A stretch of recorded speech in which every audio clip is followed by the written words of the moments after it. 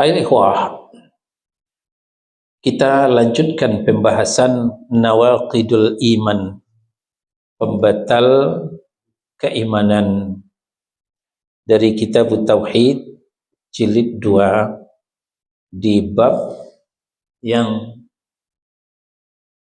pertama, pembahasan tentang iman, di pasal yang keempat, nawaqidul iman, yang membatalkan keimanan. Senin pekan lalu kita sudah bahas yang pertama adalah syirik dalam beribadah kepada Allah. Yang kedua, sombong, menolak kebenaran.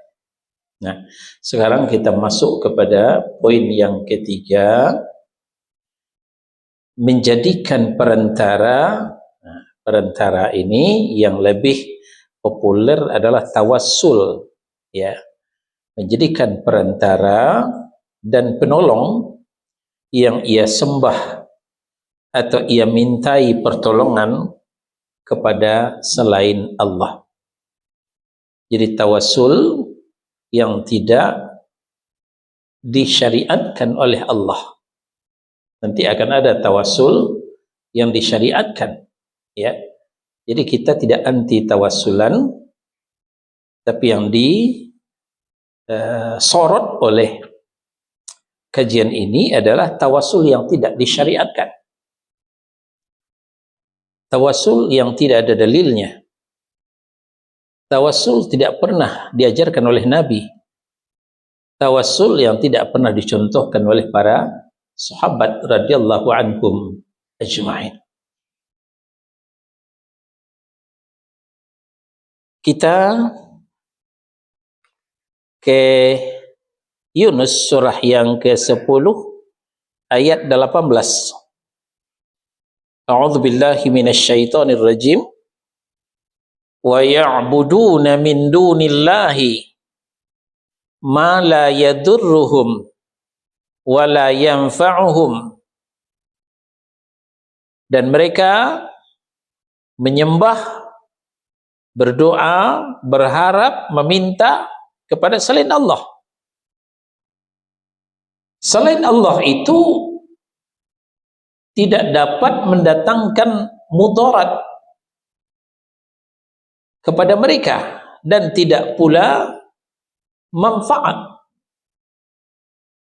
La yadurruhum wa la yanfa'uhum.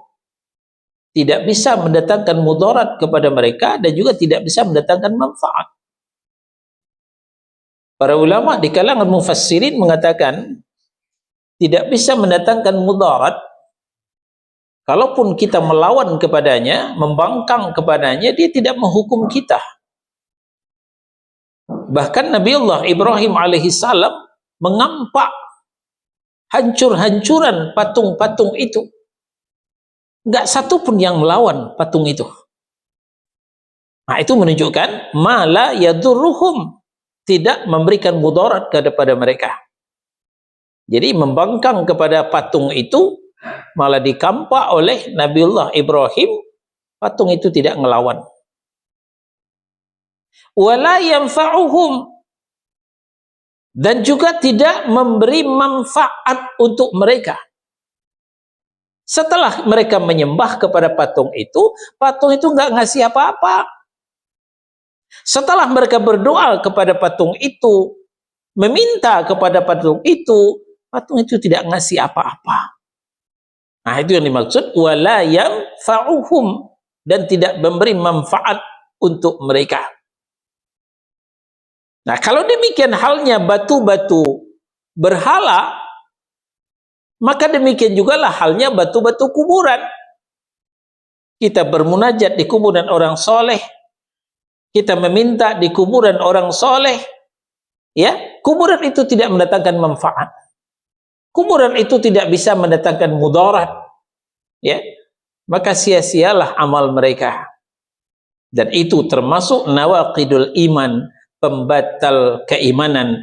Maksudnya musyrik, mempersekutukan Allah. Sementara itu wa yaqulun, mereka berkata, haula'i syufa'auna 'indallah. Mereka itulah yang memberikan syafaat kepada kami di sisi Allah. Jadi, di samping Allah, patung-patung itu memberikan syafaat kepada mereka. Keyakinan mereka. Apa itu syafaat? Pertolongan. Jadi, di samping Allah, mereka beranggapan patung-patung itu memberikan pertolongan kepada mereka. Begitu juga kuburan-kuburan orang soleh yang dianggap kuburan keramat itu memberikan pertolongan untuk mereka. Qul, katakan kepada mereka, hai Muhammad, atunabbi'unallaha bima la ya'lamu fis samawati wala fil ard.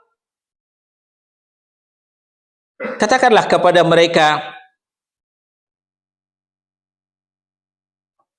apa yang mau dikatakan? Halaman 22. Apakah kamu mengatakan kepada Allah apa yang tidak diketahui Allah, baik di langit maupun di bumi? Maka subhanahu wa ta'ala amma yusyrikun. Maha suci Allah dan maha tinggi dari apa yang mereka persekutukan. Jadi anggapan mereka bahwa selain daripada Allah bisa memberikan syafaat, bisa memberikan pertolongan, itu tidak pernah diajarkan Allah dalam Al-Quran. Tidak pernah diajarkan Nabi dalam hadis yang sahih. Ya. Maka subhanahu wa ta'ala amma yusyrikun, maha suci Allah dan maha tinggi dari apa yang mereka persekutukan. Ini dalil bagi para ulama yang mengatakan tawassul kepada batu kuburan sama dengan tawassul dengan batu berhala. Hukumnya syirkun akbar, syirik besar.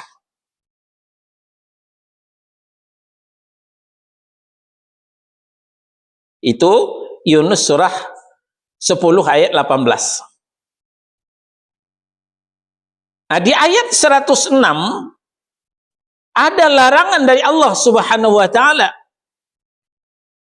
Di ayat 106 masih Yunus surah yang ke-10, wala tad'u min dunillahi ma la yanfa'uka wa la yadurruka. Fa in fa'alta fa innaka idzam minadh dhalimin.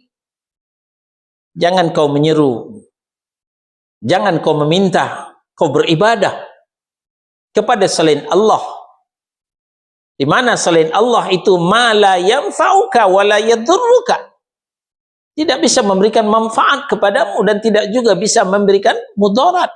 Nah, tadi sudah kita bahas. Nah, ujung ayat fa in fa'alta fa innaka idzam minadh dhalimin. Kalau itu kau lakukan, masih saja bertawasul kepada batu kuburan sama dengan batu berhala, termasuk kepada batu cincin. Ya, yang percaya kepada batu cincin, fa innaka idzam minadh dhalimin. Sesungguhnya engkau termasuk orang yang zalim, maksudnya orang yang musyrik. Nah, bertawassul, berperantara kepada Allah dengan hal-hal yang tidak disyariatkan oleh Allah. Nah, ini ada dua contoh. Pertama, dengan orang yang sudah wafat.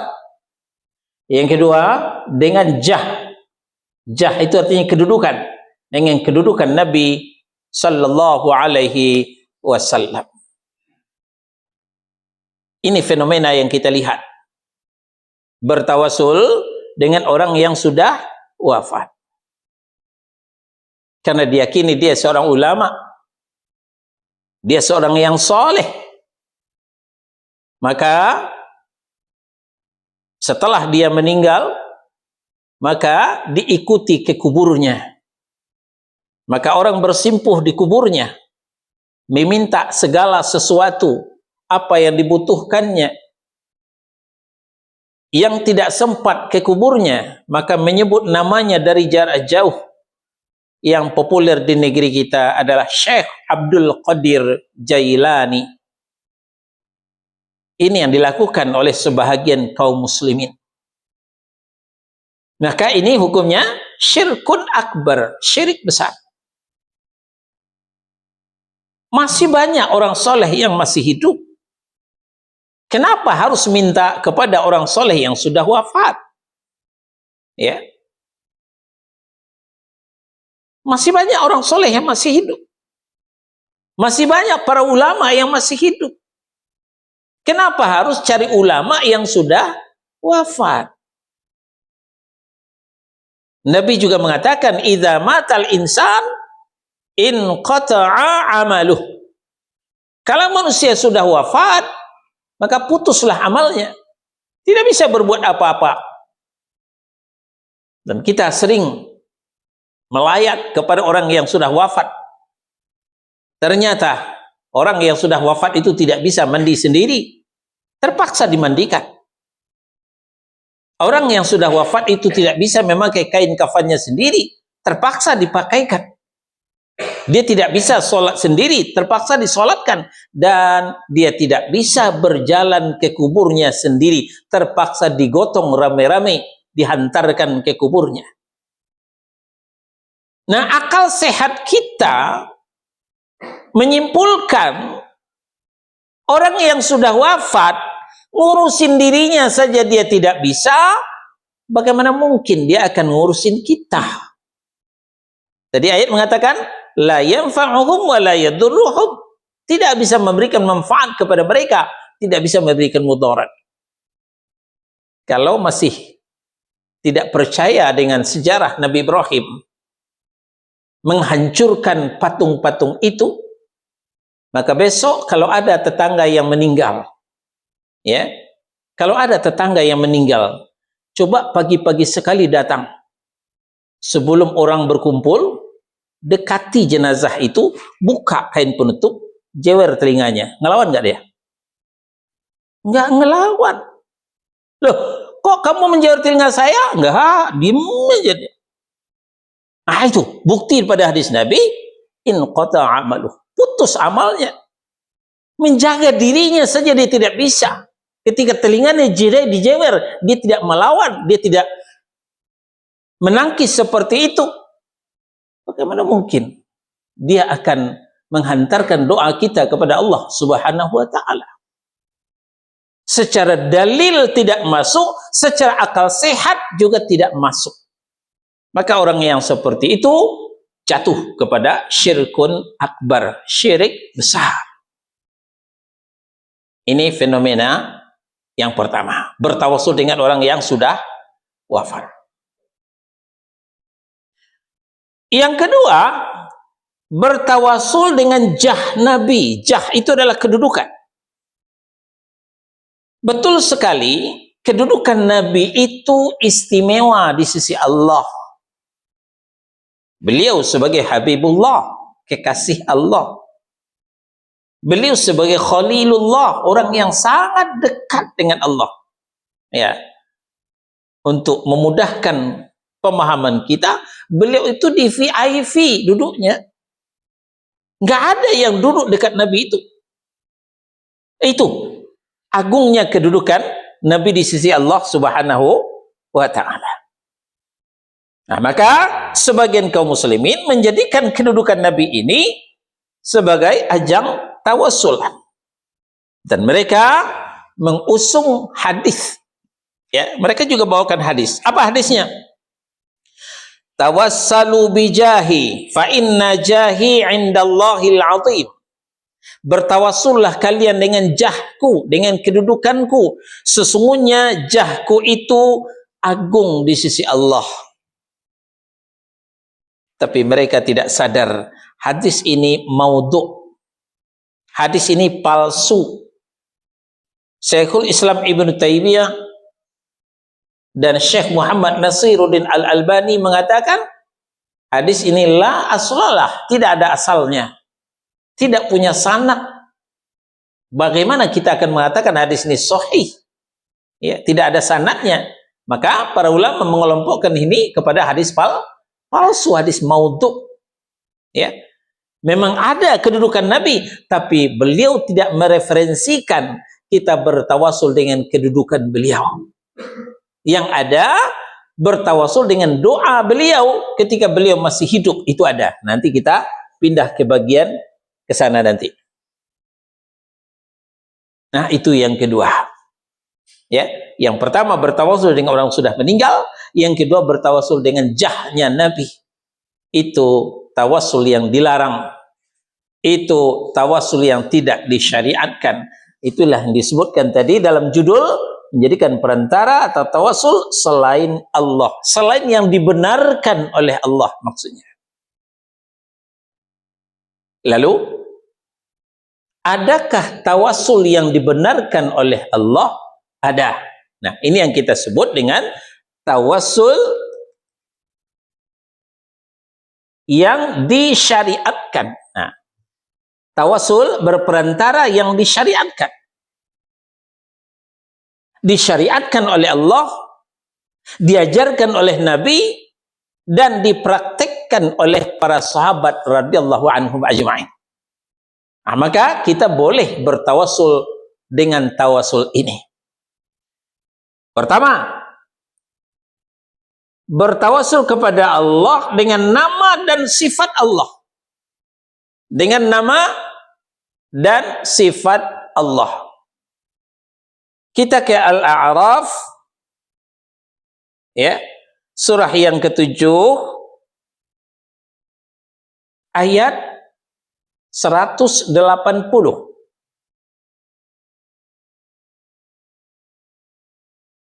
Sudah ketemu? Ini nggak ada dalam kitab, buka mushaf.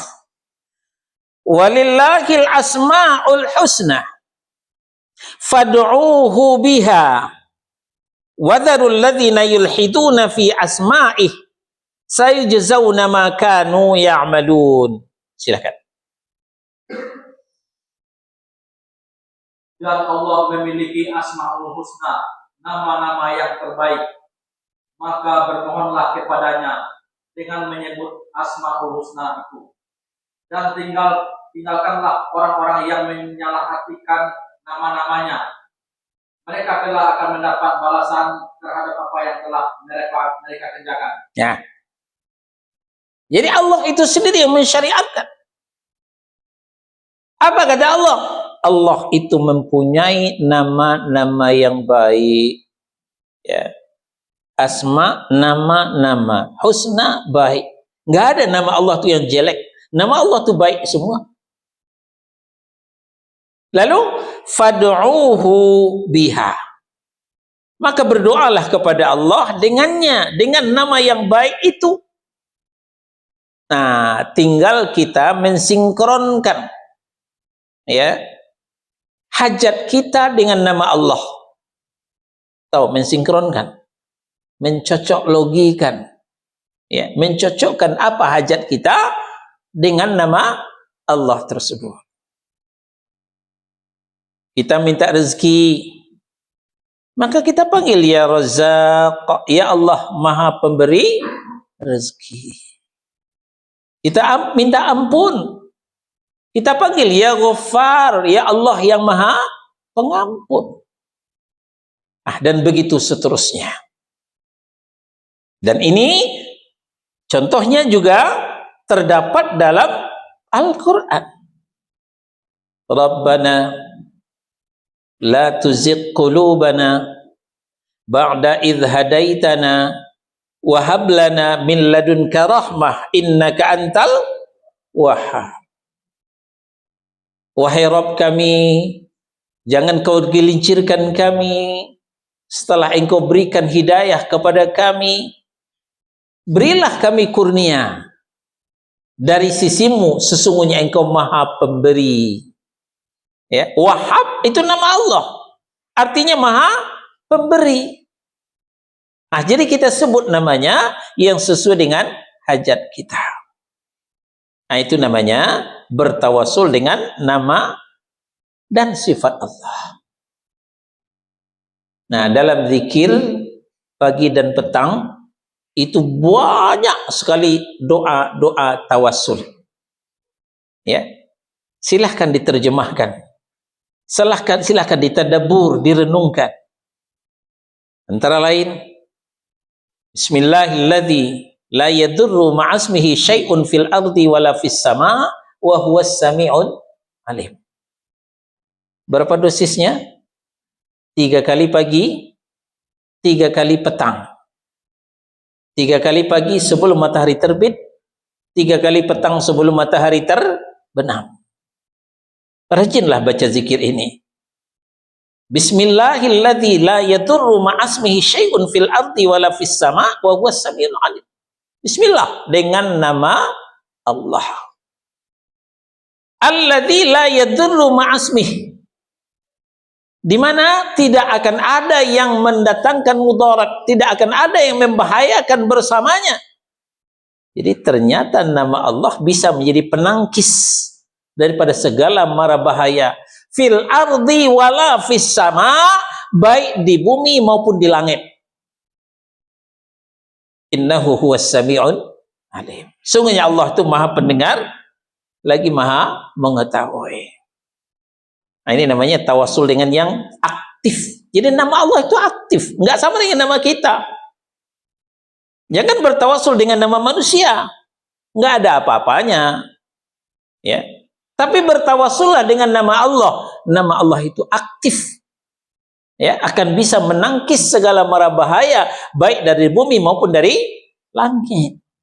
Maka orang yang rajin baca zikir ini, insya Allah hidupnya selamat, ya, tidak mendapatkan mara bahaya. Apalagi, a'udzu bi kalimatillahi tammah min syarri ma khalaq. Aku berlindung dengan kalimat-kalimat Allah yang sempurna. Apa kalimat Allah yang sempurna? Itu Al-Quran. Al-Quran bisa menjadi pelindung kita, ya. Jangan lihat yang bukunya, tapi yang dilihat qala Allah, firman Allah. Firman Allah itu bisa menjadi pelindung kita, ya. A'udzu bi kalimatillahi tammah. Aku berlindung kepada, ya, kalimat-kalimat Allah yang mulia. Min syarri ma khalaq, dari kejahatan yang Allah ciptakan. Ingat, Allah itu menciptakan berpasang-pasangan.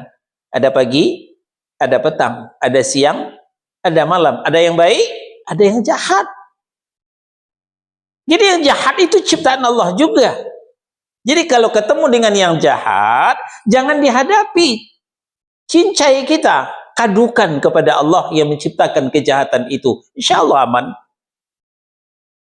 Nah, maka orang yang sering membaca zikir ini, insya Allah dia tidak akan mendapatkan mara bahaya. Nah, silahkan dilihat dalam zikir pagi dan petang itu. Banyak sekali tawasul dengan nama dan sifat Allah. Yang kedua, tawasul dengan doa orang soleh.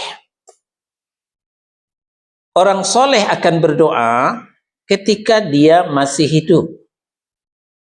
Kalau orang soleh itu sudah mati, masih bisa dia berdoa?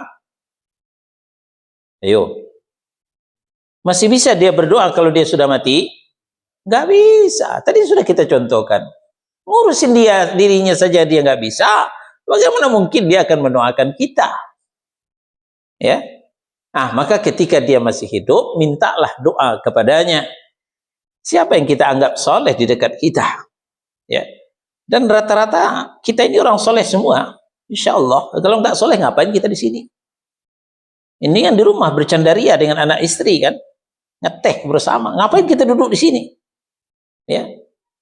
Ini tandanya kita orang yang soleh. Walaupun kadar kesolehan itu beragam, nggak sama. Ada yang sangat soleh, ada yang solehnya sedikit, nggak soleh-soleh amat, ya. Berkelas-kelas, bertingkat-tingkat. Tapi secara umum kita ini orang yang soleh. Jadi kita saling mendoakan, kita saling minta doa. Boleh Pak, tolong doakan saya. Besok saya safar, besok saya berangkat, mohon doanya. Fi amanillah. Ya, itu doa. Sebagai engkau, ya, mendapatkan keamanan dari Allah. Ya. Itu adalah doa.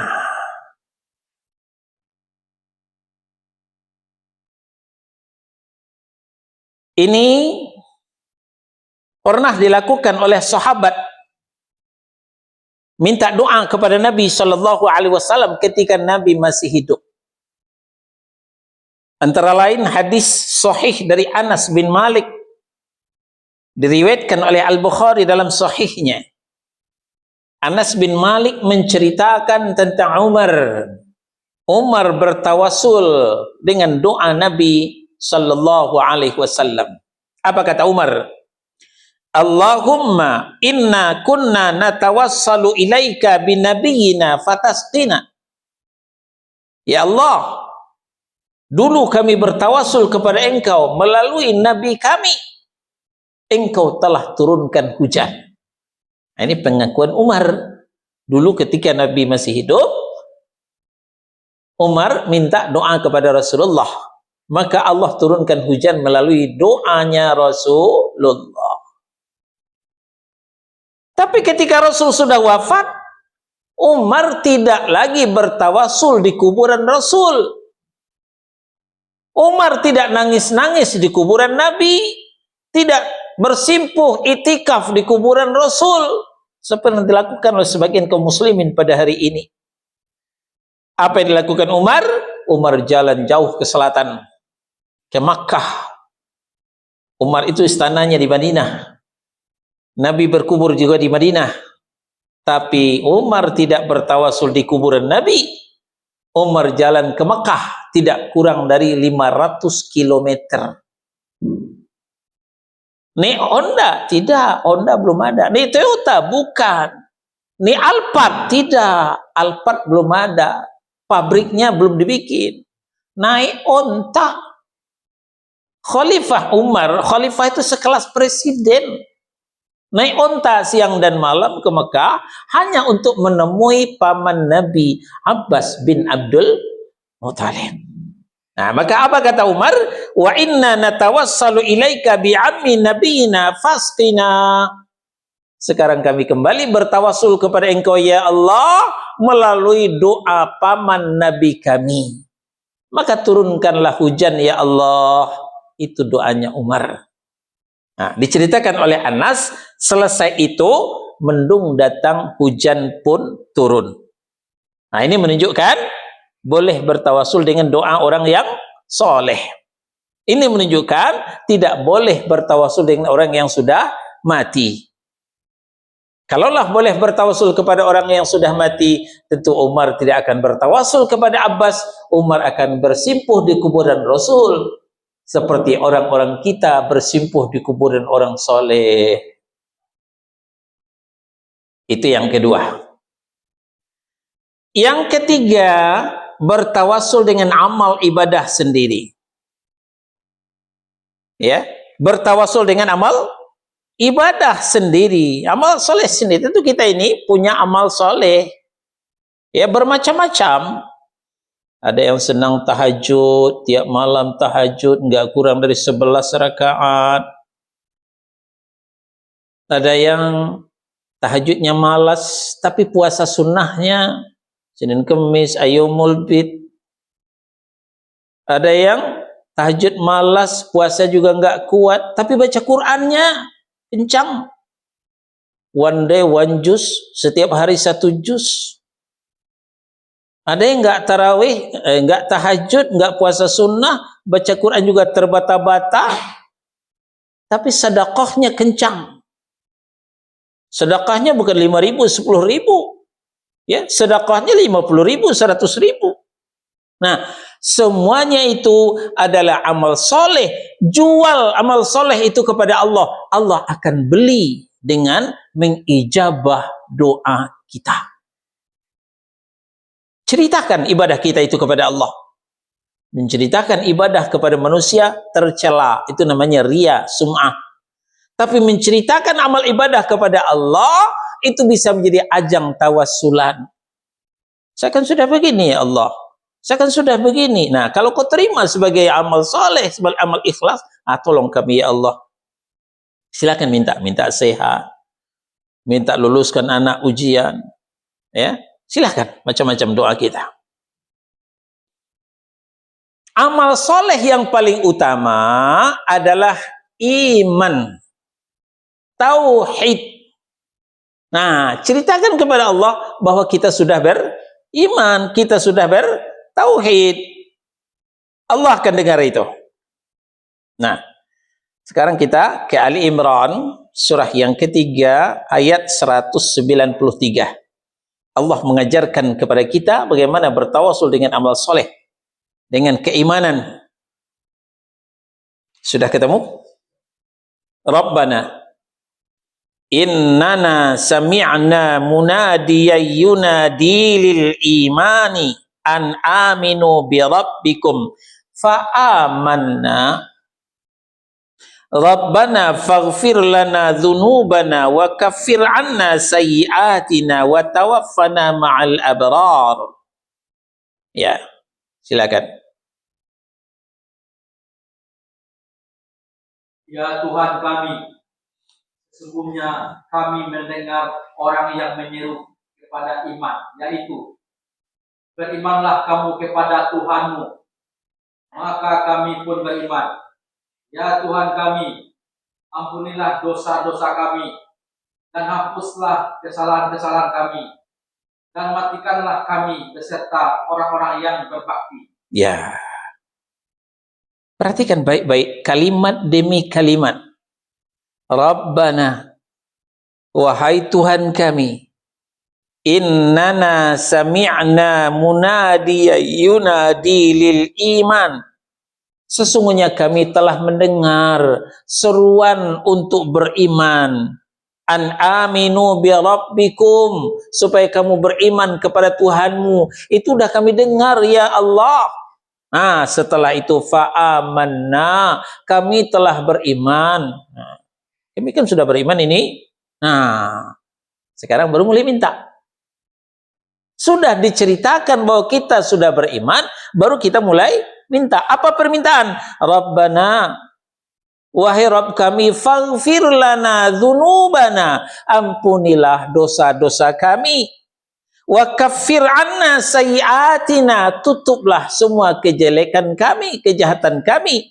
Wa tawaffana ma'al abrar, matikan kami bersama orang yang baik, orang yang beriman, orang yang beramal soleh. Ya, walaupun kemarin ada yang cium tangan paus, enggak usah matikan bersama paus. Ya, walaupun ada kemarin mencium paus, ya enggak usah dimatikan bersama paus, tapi kita minta dimatikan bersama orang yang beriman. Berkubur saja enggak boleh bersama orang kafir, apalagi mati bersama orang kafir. Kita mati bersama orang yang beriman. Nah, ini contoh betapa Allah mengajarkan supaya kita berdoa dengan mempertunjukkan amal soleh kita. Nah, diantaranya keimanan kita. Wallahu a'lam. Mungkin ini yang menginspirasi, ya, seorang karyawan, seorang pekerja, satu kali menemui bosnya. Pak Bos, ada apa? Saya kan udah lama kerja sini. Iya, saya tahu. Saya kan nggak pernah absen, Bos. Kondisi saya baik. Iya. Lalu, nah, pinjam duit dong. Ujung-ujungnya pinjam duit. Istri saya lagi hamil, duit nggak ada. Kontrakan udah mulai datang, belum bayar, pinjam duit dong. Nah. Tapi sebelumnya menyampaikan saya sudah kerja di sini lama, saya nggak pernah bolos, kondisi saya baik. Jadi ada kemiripan dengan yang diajarkan Allah Subhanahu wa Ta'ala. Nah, kemudian dalam hadis Abdullah ibnu Umar radhiyallahu anhuma, diriwayatkan oleh Al-Bukhari dan Muslim, ya, diceritakan oleh Nabi Shallallahu Alaihi Wasallam bahwa orang-orang sebelum kalian, maksudnya Bani Israel, ada 3 orang yang berjalan jauh Di tengah jalan, dia istirahat di goa, tapi tiada disangka, terjadilah longsor, batu menggelinding dari atas bukit, pas berhenti di mulut goa. Mereka terperangkap, nggak bisa keluar. Waktu itu belum ada kontraktor, belum ada HP, komunikasi belum lancar seperti sekarang. Jelas mereka akan mati kelaparan, nggak ada yang menolong mereka. Di tempat yang terpencil, nggak ada orang. Untung muncul inspirasi daripada di antara mereka. Mereka bertiga. Lalu ada yang berkata, teman-teman, kita memang bertiga, tapi ada yang keempat. Siapa? Allah Subhanahu wa ta'ala. Sekarang ayo kita masing-masing berdoa kepada Allah dengan bertawassul dengan amal ibadah sendiri. Nah, mulailah mereka berdoa secara bergantian, bukan doa bersama mereka, bukan dipimpin doanya, tapi doa masing-masing. Berdoa yang pertama, ya Rabb, saya punya orang tua yang sudah sepuh. Saya sangat mencintai mereka. Biasa yang saya lakukan, saya belum makan, istri saya belum makan, sebelum saya mengasih makan kepada orang tua saya. Saya tidak akan minum sebelum orang tua saya minum. Tapi suatu kali, ya Allah, saya terlambat pulang. Ya, mungkin ada urusan di luar. Ya, saya lapar. Istri saya lapar, anak saya lapar. Tapi sebagaimana biasa, saya tidak akan makan sebelum orang tua saya makan. Qadarullah, orang tua saya sudah tidur, ya Allah. Mau dibangunkan, nggak tega juga sedang tidur nyenyak. Sampai subuh saya tungguin, ya Allah. Nah, kalau birrul walidain saya ini kau terima sebagai amal soleh, tolong kami, ya Allah, singkirkan batu ini. Selesai dia berdoa, batu itu bergeser sedikit. Masih belum bisa mereka keluar. Lalu berdoa yang kedua, ya Rabb, ya Allah, saya punya karyawan, punya pekerja. Biasa gajinya lancar saya bayar. Ya, sesuai dengan ajaran Nabi kita, bayar gaji orang sebelum kering keringatnya. Tapi ada satu, ya Allah, gajinya belum saya bayar, dia dah kabur duluan. Tapi gajinya itu dibelikan kepada kambing. 1 jadi 2, 2 jadi 6, 6 jadi 10, jadi 100, jadi 1000.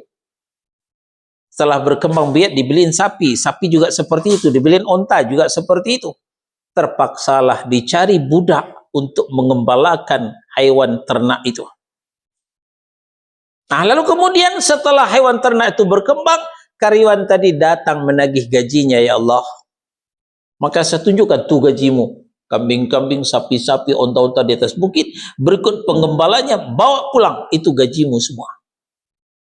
Iya, ya Allah, dibawanya semua, satu pun tidak ditinggalkan untuk saya. Kalau amanah saya terhadap gaji karyawan saya ini kau terima sebagai amal soleh, tolong kami, ya Allah, singkirkan batu ini. Selesai dia berzikir, batu pun bergeser untuk kedua kalinya, tapi masih belum bisa keluar. Lalu berdoa lagi yang ketiga, ya Rabb, saya punya sepupu yang sangat cantik. Saya naksir, saya mencintainya. Tapi setiap saya mendekat, dia menjauh. Setiap saya mendekat, dia menjauh. Bercinta, bertepuk sebelah tangan. Timbullah rindu dendam di hati saya. Awas suatu saat, saya akan lampiaskan cinta saya ini. Maka kemudian, pernah dia satu kali minta tolong kepada saya, ya Allah. Nah, maka ketika itulah, saya mainkan akal busuk saya. Saya akan menolongmu dengan syarat kamu tidur dengan saya dulu. Nah, itu kita faham ya apa maksud tidur dengan saya dulu. Dia mau, ya Allah. Tapi saat saya akan melakukan hal yang terkutuk itu, saya ingat engkau, ya Allah. Itu tidak jadi kulakukan. Namun saya tetap menolongnya, saya tidak mencelakakannya. Kalau ketakwaan saya ini kau terima sebagai amal soleh, ya Allah, tolong kami, ya Allah, singkirkan batu ini. Selesai dia berdoa, bergeser lagi batu. 3 kali bergeser, akhirnya mereka bisa keluar dari perangkap gua batu itu dan mereka melanjutkan perjalanan. Ini ditulis indah oleh Imam Al-Bukhari dalam kitab sahihnya. Ini namanya tawasul dengan amal soleh sendiri. Nah, ini yang saya maksud tadi, menjual amal soleh sendiri kepada Allah, Allah akan beli dengan cara mengijabah doa. Nah, inilah tawasul yang ketiga dengan amal ibadah sendiri. Ya, silakan. Ya, amal apa yang kita senangi? Ya, tentu tidak sama. Silahkan berbisik dengan Allah. Allah akan mendengarkan. Nah, selain daripada yang 3 ini, kita tidak boleh bertawasul, berperantara. Apalagi dengan ini, orang yang sudah wafat, dengan jah kedudukan Nabi, tidak boleh. Itu membawa kepada kemusyrikan. Nah, itulah isi kandungan daripada nawaqidul iman yang ketiga. Ya, berperantara kepada Allah. InsyaAllah pekan depan akan kita lanjutkan kepada nomor 4, menolak sesuatu yang telah ditetapkan oleh Allah. Silahkan yang mau bertanya. Ya, silakan.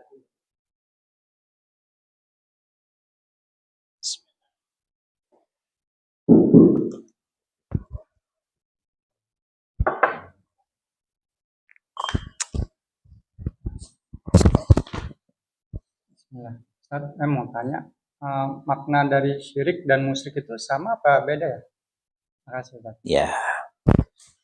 Syirik adalah penyakit. Orang yang terpapar penyakit syirik disebut dengan musyrik. Nifak adalah penyakit. Orang yang terpapar dengan penyakit nifak disebut dengan munafik. Itu ya. Jadi musyrik orangnya, syirik adalah perangainya. Ya. Syirik adalah kelakuannya. Orang yang berkelakuan syirik disebut dengan musyrik. Islam adalah karakternya. Orang yang punya karakter Islam disebut dengan muslim. Orang yang beriman disebut mukmin. Ya. Orang yang ihsan disebut dengan muhsin. Nah, begitu seterusnya. Orang yang bertakwa disebut dengan muttaqin. Demikian. Allahu a'lam.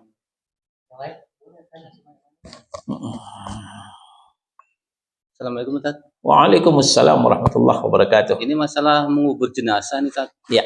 Kan kalau di kampung kan banyak campur dengan orang kafir Ustaz. Gimana hukumnya Ustaz?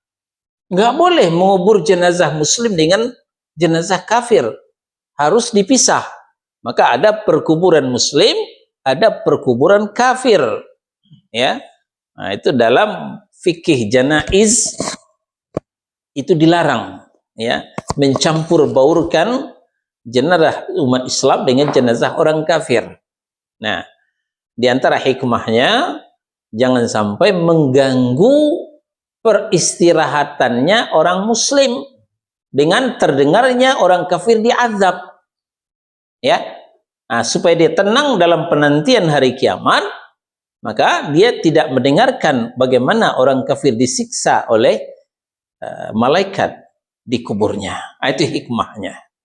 Jadi dalam fikih janaiz itu kita dilarang mencampur baurkan jenazah muslim dengan jenazah kafir.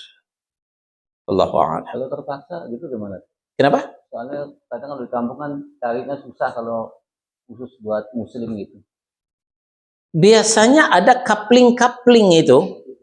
Coupling perkuburan muslim, coupling perkuburan kafir. Ya. Walaupun di suatu daerah saya belum lihat di kampung ya, kampung saya Sumatera Barat, di Sumatera Barat nggak ada kuburan kafir, kuburan muslim semua. Nah, di Jakarta ini kita lihat ya, misalnya di Pondok Kelapa. Nah, Pondok Kelapa tuh terbagi-bagi, ini kuburan muslim, ini kuburan kafir. Ya. Di mana lagi? Di Rawamangun juga seperti itu. Jadi terpisah. Ya, terpisah. Nggak boleh dicampur baurkan. Yang lain?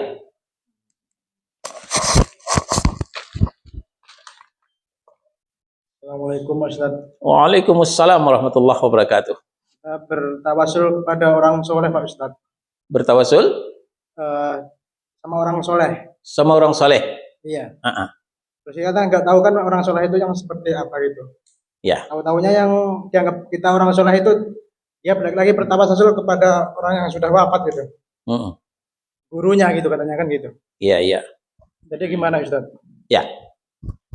Bertawasul dengan doa orang soleh. Yang dimaksud soleh di situ adalah soleh akidahnya, dia orang bertauhid. Soleh ibadahnya, ibadahnya ittiba'us sunnah. Dia orang bertauhid, dia tidak syirik. Dia orang ibadah ittiba'us sunnah, ibadahnya tidak bid'ah. Soleh manhajnya ahli sunnah wal jamaah.